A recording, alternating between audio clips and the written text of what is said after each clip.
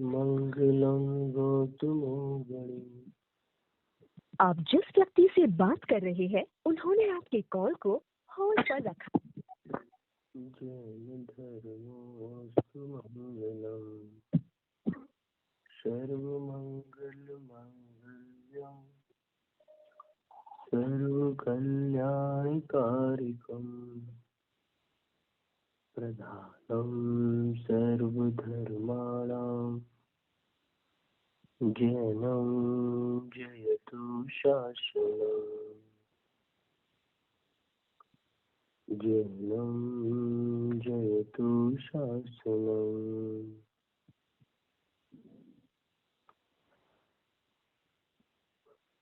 जैनं जयतु शासनम्।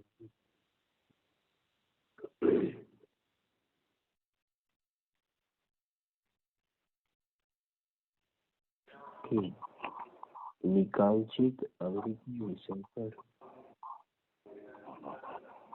कि जो जीव निर्वांछित होकर धर्म मार्ग में आगे बढ़ता है, निर्वांछना जिसके जीवन में पाई जाती है, उस जीव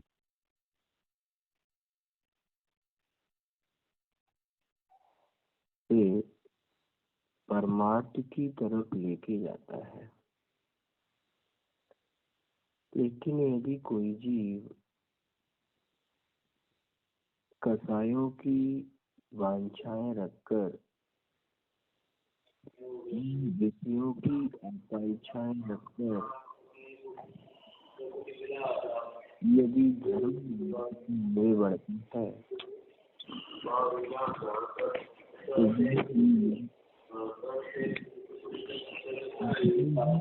तो मार्ग ही मिल लेता है।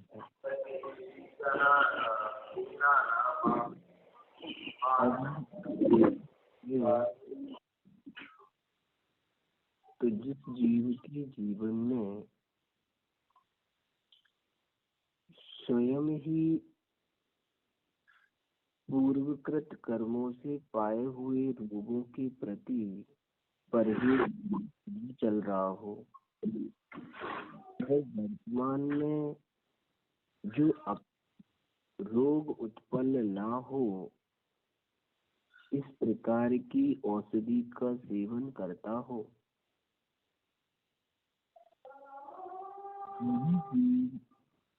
निर्दोष अवस्था की प्राप्ति कर सकता है। अवस्था वर्तमान में ही औषधि का सेवन नवीन रोग के अभाव के लिए मिलता है, वही जीव यथार्थ रूप से निर्दोष होने का प्रयास करता है। अर्थात कहने का तात्पर्य क्या, जीव आगे बढ़ रहा है, बल्कि आवश्यक ये है कि उसने पूर्वकृत अधर्म से पाए गए जो ज्ञान श्रद्धा चारित्र में संशय विपर्य अनद्ध वसा जैसे दोष पाए जा रहे हों, उनके लिए उसने कितना परहेज किया होता है और नवीन दोष उत्पन्न न हो,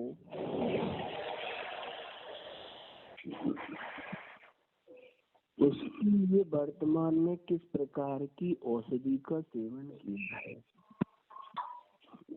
अब जैसे समझने में क्या है कि जैसे पूर्वकृत कर्म या कर्म के उदय से हमें पूरे में ज्ञान श्रद्धा और चारित्र की जैसा क्षयोपम उसमें कितने क्षमतान रूप से हम तत्व निर्णय की बलवत्ता पूर्व से लेके आए हैं। और वर्तमान में हमें क्या उपाय करना है कि जो नवीन नवीन पुण्योदय पापोदय से मिलने वाले मिथ्या मान्यताओं में हमने कितना औषधि का सेवन करते हुए इन रोगों से बचने का उपाय किया है, तब तो तुम्हारा वर्तमान का पुरुषार्थ सम्यक दिशा की तरफ जा रहा है। यहाँ पर जिस निकांक्षित अंग की चर्चा चल रही है कि जब तक मिथ्यात्व की प्रबलताएं हैं तब तक इस जीव को जहाँ सुख है नहीं वहीं सुख नजर आएगा, और ये उस सुख की प्राप्ति में न जाने कितने दुखों की परंपराओं को शुरू करेगा। कभी अपने अंतर में विचार किया कि मैं वर्तमान में यदि किसी चीज का अवलंबन ले रहा हूँ उससे मेरे जीवन में तात्कालिक सुख की प्राप्ति तो बहुत हो रही है, लेकिन उस तात्कालिक सुख के लोभ में मैं कभी मिथ्या मान्यताओं की परंपराओं का लोभ तो अपने जीवन में नहीं स्वीकार कर रहा।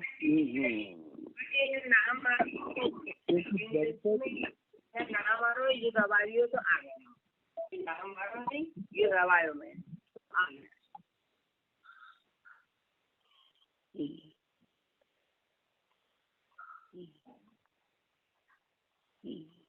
जब तक जीवन के अंतरंग में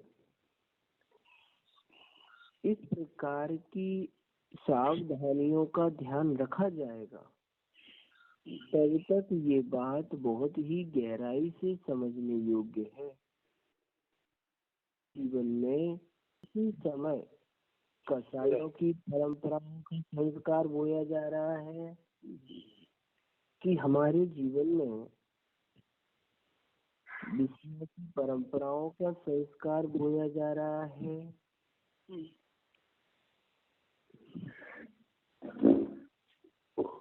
आप इस अभाव की स्थिति को प्रकट कर रहे हैं, क्योंकि जब तक इस बात में गहराई पकड़ने में नहीं आती है कि हम अपने जीवन में पूर्वकृत पाप कर्म के उदय से मिले हुए ज्ञान श्रद्धा चारित्र में जो भी संशय विपर्य या अनद्ध वसाय रूप मोह की दशा बैठी है या श्रद्धान की कमी बैठी है या चारित्र की कमी बैठी है, हम उस कमी को दूर कर रहे हैं या हम उस कमी को आगे की तरफ बढ़ा रहे हैं।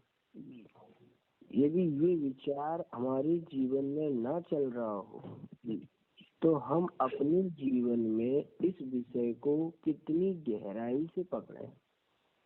हमें नहीं मालूम कि वर्तमान में पाया जाने वाला राग, द्वेष, कषाय, विषय भोग हमारे जीवन में कितनी नवीन परंपराओं को बढ़ाने वाला है।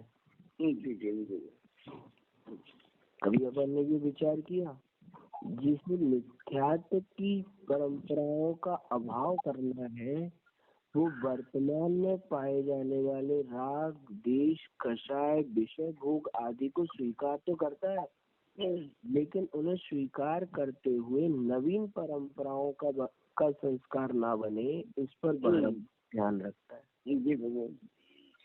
अंतरंग में यदि इन कषायों की, विषय भोगों की आकांक्षाएं अंतरंग में पनपना शुरू हो रही हैं तो फिर धर्म कभी भी निर्वांछित नहीं हो सकता, आकांक्षा सहित ही होगा। और आकांक्षा सहित वाला धर्म हमें सिर्फ संसार में ही रोकने वाला निर्वांछा से सहित होने वाला धर्म ही हमें संसार से पार कराने वाला है। अब आचार्य कहते हैं ना कि विषय भोगों का अभाव ना, विषय भोग छूटते तो नहीं है, व्यस्त अवस्था में किसने कहा कि भाई 5 इंद्रिय के विषय भोग आप छोड़ें? लेकिन 5 इंद्रिय के विषय भोगों में उन विषय भोगों की सुख की परंपरा का निर्माण तो नहीं करें। भाई आपसे ये तो नहीं कह रहे कि भाई 5 इंद्रिय की विषय ना करें, क्रोधमान माया लोभ ना करें, लेकिन कसायों की परंपराओं को तो नहीं बनाए। अगर वो परंपराएं तुम्हारे जीवन में बन रही हैं तो आपके जीवन में दर्शन मोहिनी का संस्कार इतना प्रबल हो रहा है, वो संस्कार आपके जीवन में कभी भी संसार से छूटने का काम नहीं करने देगा। भाई आप क्रोध करते करिए, लेकिन क्रोध करने के बाद अनिष्ट का संस्कार तो नहीं बनाओ, बैर का संस्कार तो नहीं बनाओ। कोई प्रतिकूल आपके लिए वातावरण मिला, आपने क्रोध कर लिया, द्वेष कर लिया, लेकिन क्या वो क्रोध और द्वेष को आप बैर के रूप में तो नहीं रखो, के रूप में तो नहीं रखो। प्रतिष्ठा मिली, सम्मान मिला, ठीक है, लेकिन वहीं छोड़कर आप अपने आगे बढ़ने का प्रयास करो। अपमान कर दिया, चलो अपने आप आगे बढ़ने का प्रयास। हमारे जीवन में परंपरा कहाँ से शुरू होती है? जब हम वर्तमान में मिलने वाले कर्म के उदय से कसाय जनित सुखों में भटक जाते हैं। भाई थोड़ा सा हमारे जीवन में क्षमा गुण का पुण्योदय आया और पुण्य के उदय से कर्म क्या चले, संयोग हमारे अनुकूल चल गए, अनुकूल चल गए, तो उस सुख में हमने कितनी बड़ी सुख बुद्धि बना ली कि सब मेरे अनुकूल है, मेरे इष्ट। अब ये चल रहा है, ये सुख की परंपरा जो सुख बुद्धि बना ली अनंत काल तक दुख देने वाली है। थोड़ी देर के लिए सम्मान अपमान मिल गया, अब वो अपमान जिसने कर दिया उसके लिए क्या मान लिया? अनिष्ट मान लिया। अनिष्ट पना तुम्हारे जीवन में कैसा चल रहा है? प्रति समय मिथ्यात्व की परंपरा को बनाए रखने का काम कर रहा है। आचार्य कहते हैं कि कोई जीव के जीवन में कसायों के उदय बहुत आ गए, पुण्य के उदय से विषय भोग बहुत आ गए, बात नहीं है, लेकिन उन कसायों के उदय या पुण्य के उदय से इस जीव को दिक्कत नहीं है, बल्कि उन कसायों विषय भोगों के उदय की परंपरा ना बना ले। अपने अंतरंग में बारंबार प्रति समय ये होता क्या है? दर्शन मोहिनी की ताकत किसकी वजह से बढ़ती है? कभी विचार किया? दर्शन मोहिनी रूपी मिथ्यात्व की ताकत बढ़ती है चारित्र मोहिनी कर्म के फल के उदय आने पर। क्यों? कि जैसे ही चारित्र मोहिनी कर्म के उदय में इसे कसायों के उदय आते हैं, तो उन कसायों को ये जीव इतना स्थिर और दृढ़ बना लेता है कि वो दृढ़ता मिथ्यात्व की परंपरा को कभी मिटने ही नहीं देती। विचार करके देखो, आपके जीवन में राग का उदय आया, अभी राग का उदय जैसे ही आया और उस राग ने तुम्हारे अंदर में किसी संयोग को पाकर सुख या सुख बुद्धि खड़ी करी, अब मिथ्यात्व शुरू हो गया कि नहीं? अब बचना किससे? पहले चारित्र मोहिनी कर्म को सावधानी से भोगना है। क्योंकि कसायों का उदय तो आएगा ना कर्म के उदय से। जैसी तुम्हारे जीवन में क्रोध मान माया लोभ संबंधी राग देश का उदय आया, उस समय इतनी सावधानी रखनी है कि ये राग की संस्कार रूप माया और लोभ रूप कसाय हमारे जीवन में स्थिर ना हो जाए। दर्शन में करणायोग पद्धति में सबसे पहले यही कथन करते हैं। क्या कथन करते हैं? कि किसी भी जीव के जीवन में दर्शन मोहिनी की प्रबलता क्यों बढ़ी हुई है?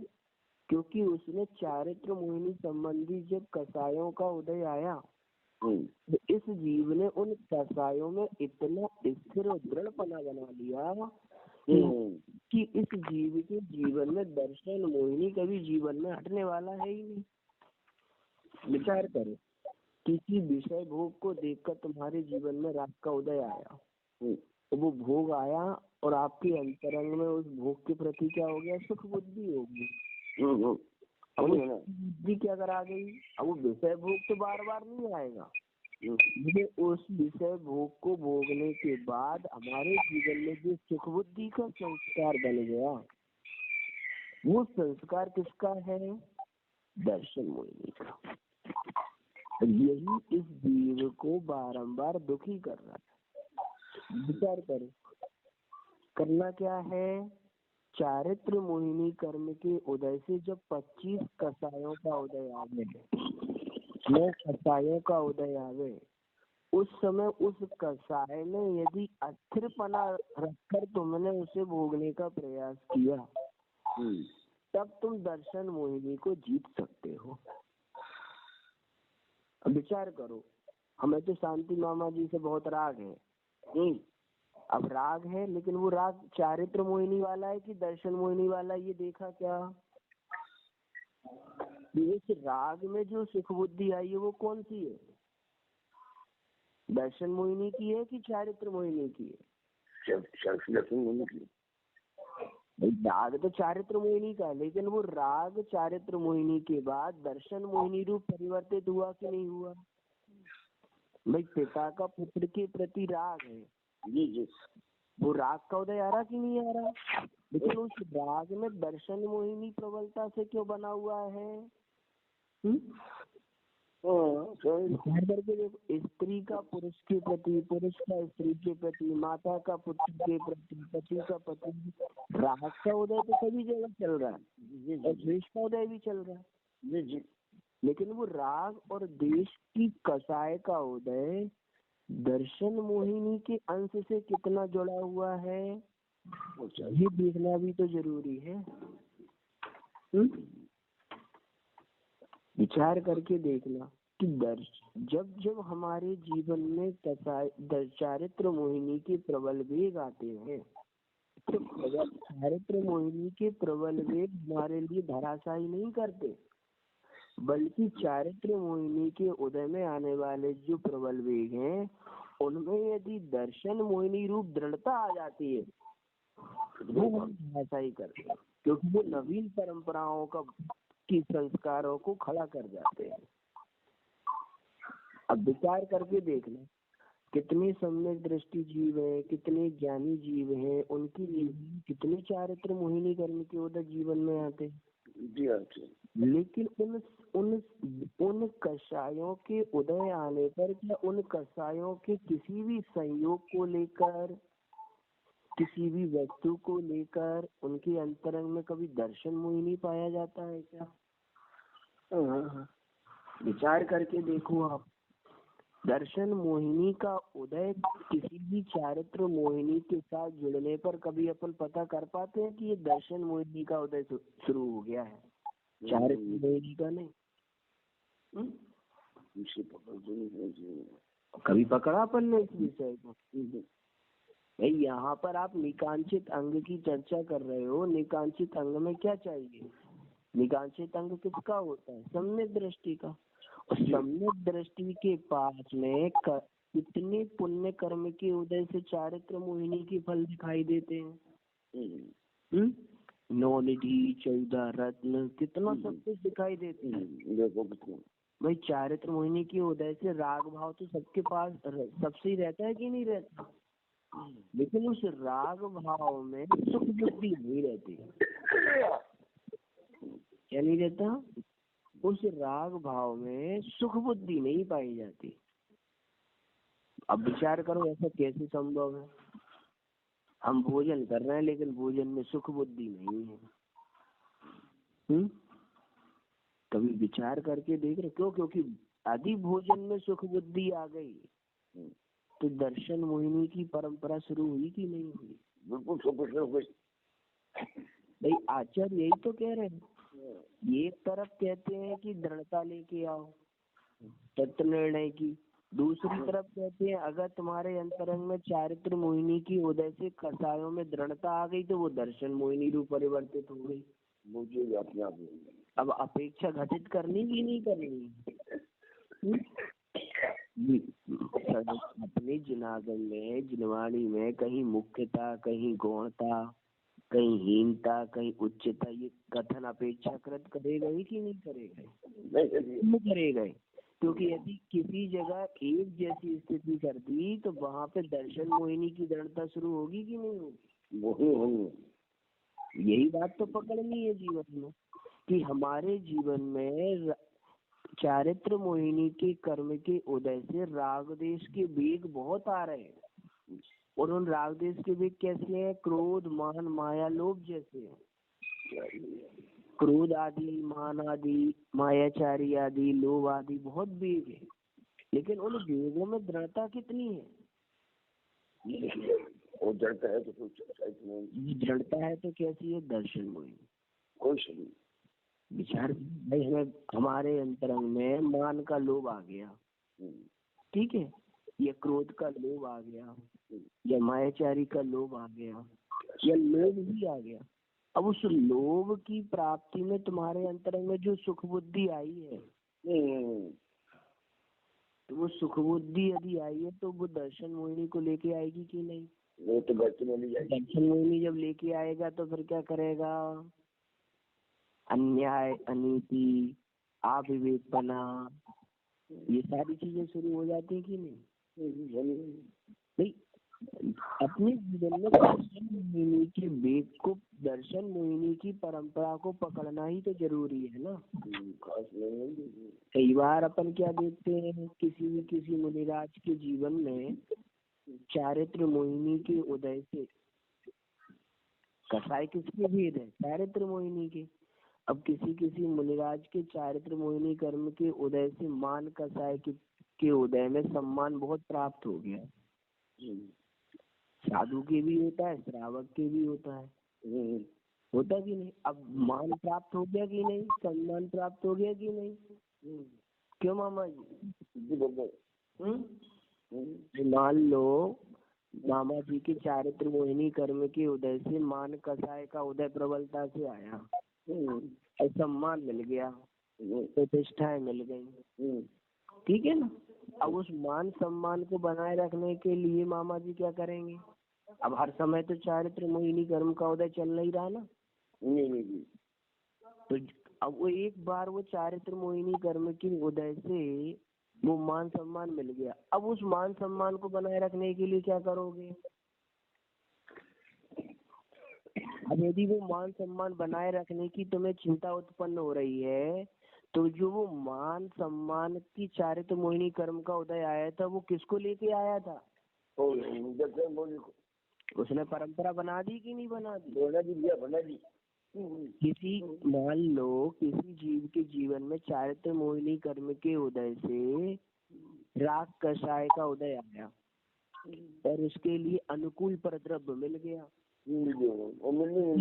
अनुकूल परद्रव्य राग कषाय का कारण बन गया। लेकिन अब उस राग में तुम्हारे अंतरंग में सुख बुद्धि जागृत हो गई कि नहीं? ये तो मेरे अनुसार ही चलेगा। अरे बहुत बड़ी भूल हमारी। अब अगर एक बार तो अनुसार चल गया, अब तुम्हें बार बार अनुसार चलाने के लिए कितना कार्य करोगे तुम? तो अब ये जो बार बार तुम उस इष्ट पदार्थ को अपने अनुसार चलाने के लिए अन्याय, अनीति, छल कपट आदि का अवलंबन लोगे, ये कौन से कर्म को इकट्ठा कर रहे हो? दर्शन मोहिनी को। दर्शन मोहिनी की परंपरा। क्यों? क्योंकि चारित्र मोहिनी में सुख बुद्धि आ गई ना। यही कसाय का उदय इस जीव को दर्शन मोहिनी में बनाया। मिथ्यात्व कहीं और नहीं है। है कसायों के प्रति पाई जाने वाली जो सुख बुद्धि है, एक बुद्धि, विषय भोगों के प्रति पाई जाने वाली जो सुख बुद्धि है, और उस सुख बुद्धि को बनाए रखने के लिए हम जितने भी प्रपंच रचते हैं, जितनी भी परंपराएं और संस्कारों का निर्माण कर रहे हैं, वो सब क्या है? दर्शन मोहिनी। तो जिसने अपने कसायों से प्राप्त होने वाले सुख पर कंट्रोल कर लिया, जिसने कसायों से प्राप्त होने वाले सुख में आपको समझ लिया, वो वास्तविकता से दर्शन मोहिनी को जीत सकता है। बात समझना, मैं दर्शन मोहिनी को जीतना है तो किसको जीतना पड़ेगा? अपने जीवन में आने वाली पुण्य कर्म के उदय में कसायों के बेगों को पकड़ना पड़ेगा। हम करते कि अरे कसाय का उदय आया चलो हट गया, लेकिन तुमने ये देखा कि वो कसाय का उदय तुम्हारे जीवन में दर्शन मोहिनी के उदय को तो बना के नहीं चला गया। क्या बात है, तो बहुत बड़ी पकड़ आपके पास। भाई किसी ने आपसे अपशब्द कह दिए, क्या वो अपशब्द आपको कितनी वर्षों तक याद है? बिल्कुल सही, कोई सही नहीं। अबे उन शब्दों में जो द्वेष कसाय थी, उस द्वेष कसाय को तुम्हारे अंतर में कितने काल तक वो दर्शन मोहिनी सुख बुद्धि बना के रखे रहा, दुख बुद्धि बना के रखे रहा। कोई परद्रव्य तुम्हारा, मान लो कोई परद्रव्य हो, कोई पिता पुत्र पति पत्नी या सत्य हो, अब वो कुछ देर अनुकूल चला, अब अनुकूल चलने में तुम्हारे अंतरंग में उसके प्रति जो राग कसाय उदय आई, वो राग कसाय तुम्हारी सुख बुद्धि लेके आई कि सिर्फ राग कसाय सुख, या फिर राग कसाई उदय में है? बहुत ज्ञान।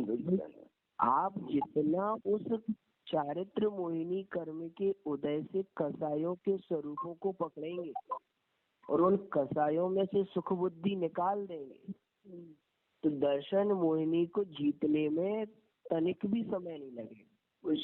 जिस दिन कसायों के जीवन में से सुख बुद्धि निकल गई तो कसाय कभी तुम्हारे लिए दुखी करेंगी क्या?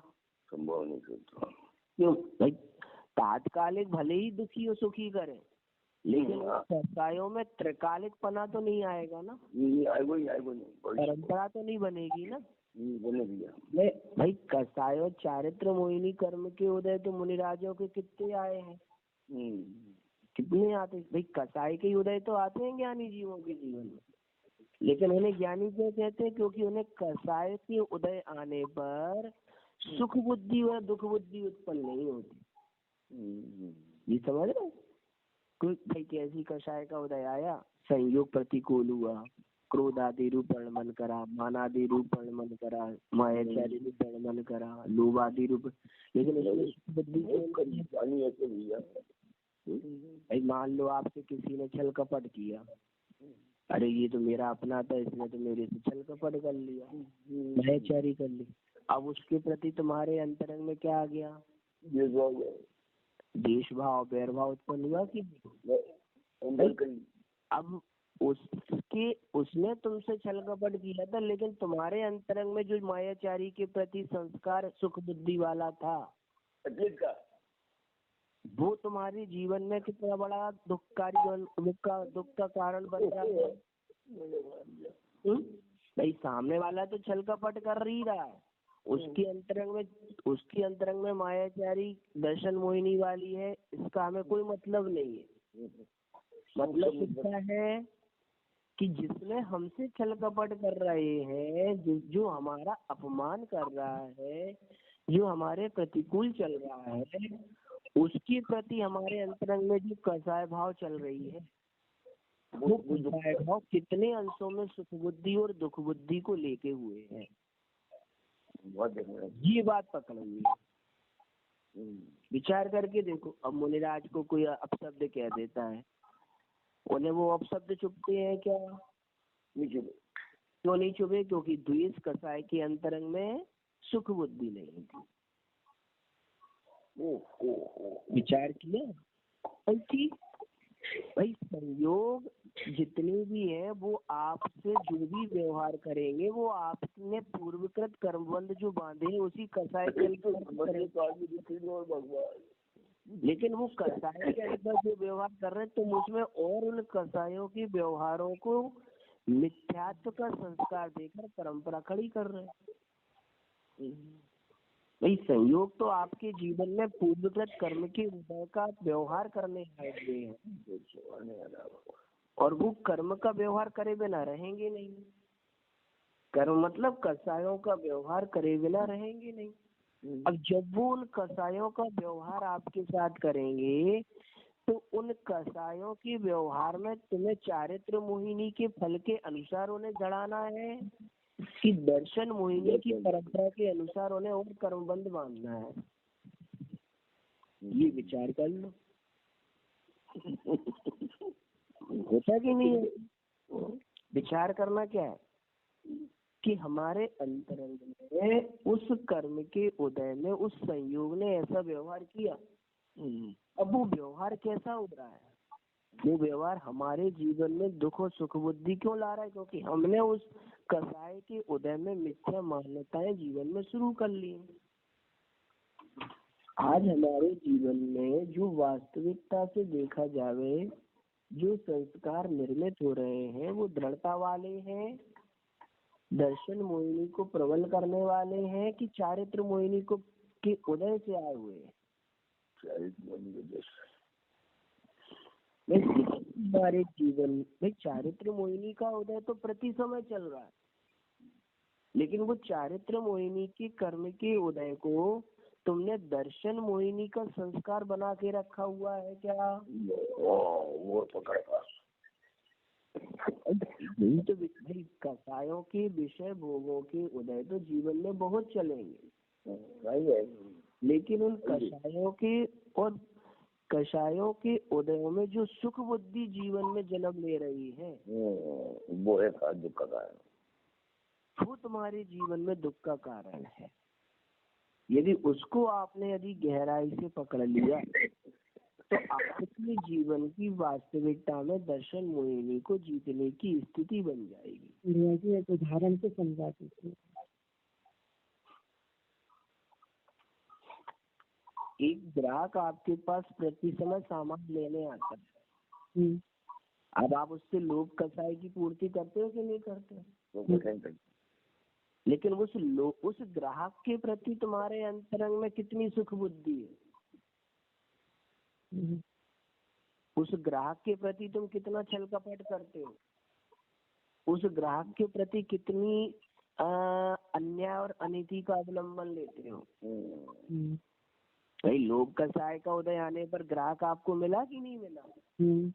लेकिन वो लोभ कसाय तुम्हारे अंतर में सुख बुद्धि लेकर जितनी होगी उतना तो उस सुख बुद्धि को बनाए रखने के लिए पापाचरण का अवलंबन लोगे। ये ध्यान रख लेना भाई, हमारे अंतरंग में पुत्र के प्रति लोभ है या पति के प्रति लोभ है या पत्नी के प्रति लोभ है। अब उसके लिए तुम्हारे अंतरंग में वो लोभ का राग सुख बुद्धि लेकर है, तो तुम नियम से उस सुख बुद्धि को बनाए रखने के लिए पापाचरण का अवलंबन लिए बिना रह नहीं सकते। ये ध्यान रख लेना, अन्याय अनीति का अवलंबन लिए बिना रह नहीं सकते। ये वहां पर पकड़ना जरूरी है। अच्छा एक बात बताओ, समाज में आपके लिए थोड़ा सा अपमान मिल जाए या सम्मान मिल जाए तो वो सम्मान किसकी वजह से आया था? यश नाम कर्म के उदय से चारित्र मोहिनी की। कोई नहीं, अब वो एक बार आया ना, अब उसको बनाए रखने के लिए तुम कितना प्रयास करते हो? उसे बनाए रखने के लिए कितना कितना प्रसंग करते हो? विचार किया?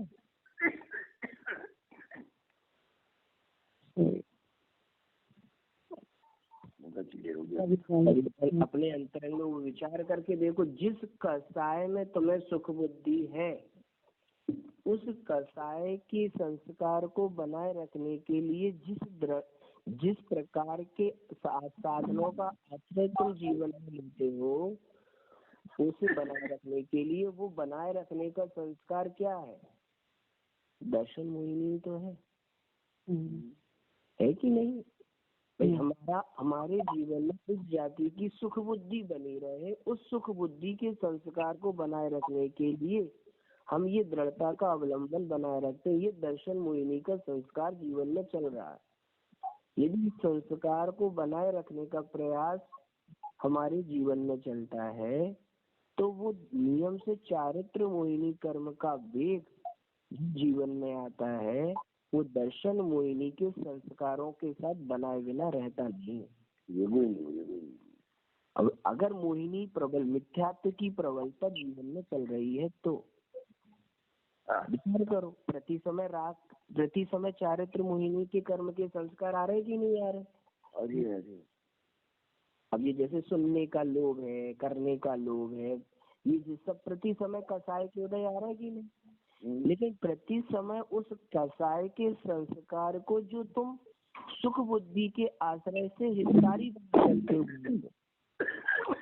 उन्हें बनाए रखने के लिए जो पुरुषार्थ करते हो, जैसे मान लो किसी जीव का किसी के साथ जुड़ान हो जाए, ठीक है, अब जुड़ गए ना कि नहीं जुड़ गए? अब जुड़े रहने के लिए तुम कितने अन्याय नीति का अवलंबन लोगे, कितने छल कपट का अवलंबन लोगे, कितने मान के कामों को ढूंढोगे, कितने लोभ के कारणों को ढूंढोगे? तो ये तुमने उस कसाय के संस्कार को सुख बुद्धि के आधार पर स्वीकार किया कि नहीं किया? भाई संयोग के बाद वियोग दुखी क्यों करता है? क्योंकि संयोग में सुख बुद्धि रहती कि नहीं?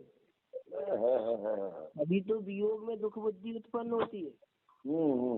यदि संयोग तो ज्ञानी जीवों के जीवन में प्रति समय चलता रहता है, लेकिन वो दुखी क्यों नहीं करता? क्योंकि संयोग होने पर सुख बुद्धि नहीं आती, तो वियोग होने पर दुख बुद्धि उत्पन्न नहीं होती। ये विचार करना जरूरी है कि नहीं? तो पहले नंबर ये विचार करो कि जीवन में चारित्र मोहिनी के योग कितने आ रहे हैं, लेकिन चारित्र मोहिनी के योग आने पर तुम्हारे जीवन में वो पदार्थ सुख बुद्धि को लेकर कितना है। किसी कसाय का उदय तुम्हारे जीवन में आया, उस कसाय में सुख बुद्धि जितने अंशों में है वो तुम्हारे जीवन में दर्शन मोहिनी रूप लेके आया है। ध्यान में रख लेना, धर्म के फल में यदि तुम्हें कोई सुख बुद्धि उत्पन्न हो रही है तो वो धर्म अधर्म के परंपरा को बनाने वाला है, धर्म की परंपरा को बनाने वाला नहीं। इस पर विचार करना, ध्यान रखें।